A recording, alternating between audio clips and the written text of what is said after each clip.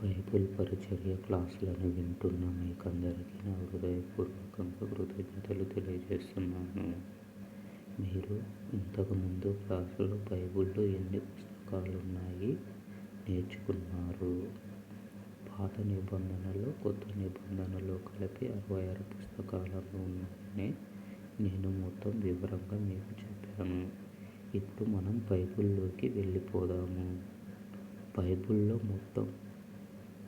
మొదటి వాక్యము చూసుకుందాము. ఆదికాండము 1:1.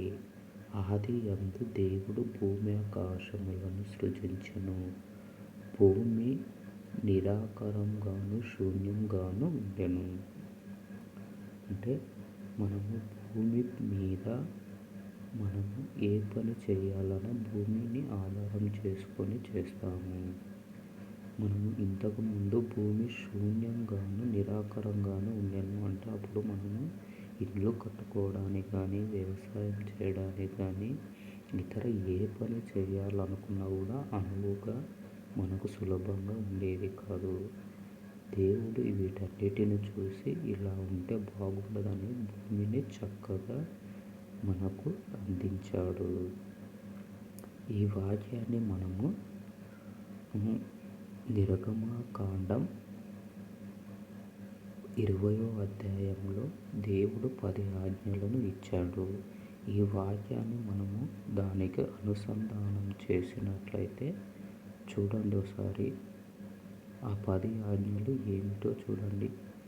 1, నీ దేవుడైన యెహోవాను నేనే, నేను తప్ప వేరొక దేవుడు నీకు ఉండకూడదు.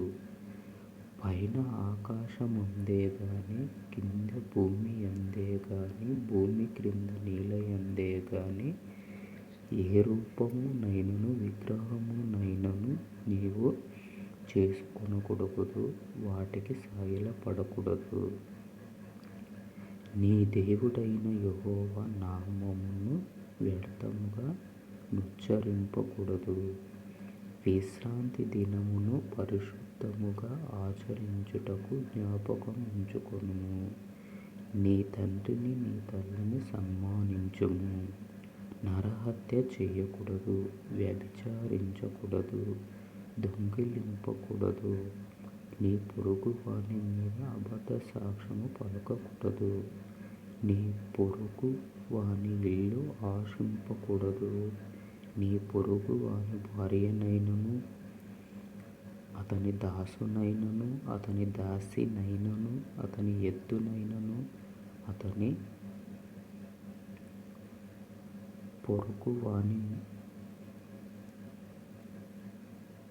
అతని గాడిదనైనను, నీ పొరుగు వాని దగు దేనినైనను ఆశింపకూడదని మనకు యేసు ప్రభువు 10 ఆజ్ఞల్లో చెప్తున్నాడు. అంటే భూమి మీద ఉన్న మనము ఈ ఆజ్ఞలను పాటించినట్లయితే మనము దేవునికి లోబడిన వారం అవుతాము. అందుగురించి ఈ ఆజ్ఞలన్నీ పాటించాలని మనల్ని ఈ భూమి మీద నిలబెట్టాడు.